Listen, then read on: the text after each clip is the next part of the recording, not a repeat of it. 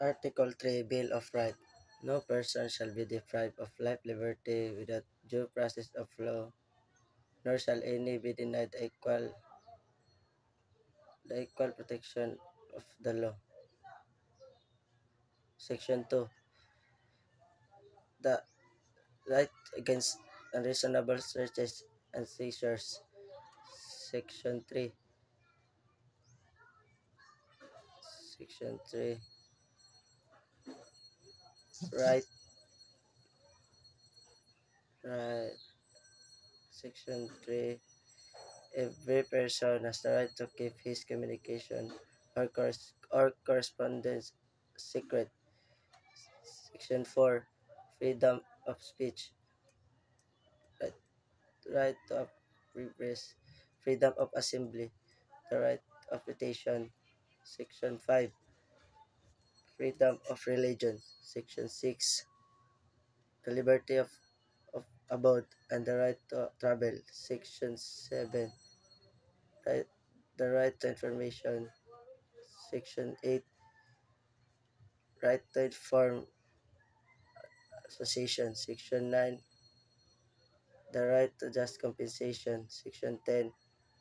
Non-impairment clause. Section 11. Free access to court. Section 12. Right of person under custodial investigation. Section 13. The right to bail and against excessive bail. Section 14. Right of the accused. Right to due process of law. Criminal cases. Uh, Innocent until proven guilty. Section the right to confront this is trial and execute. Section 15. Right of habeas corpus. Section 16. Right to speedy disposition of cases. Section 17. Right against self-incrimination. Section 18. The right to political beliefs and aspirations. Section 19. The prohibition against cruel, degrading, or inhuman punishment.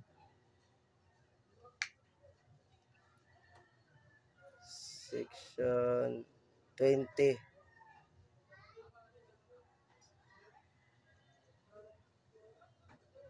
eh, Non-imprisonment for debts. Six, non-imprisonment for debts. Section 21. Rights against double jeopardy. Section 22. Ex post facto law, appeal of attainder. That's all. Thank you.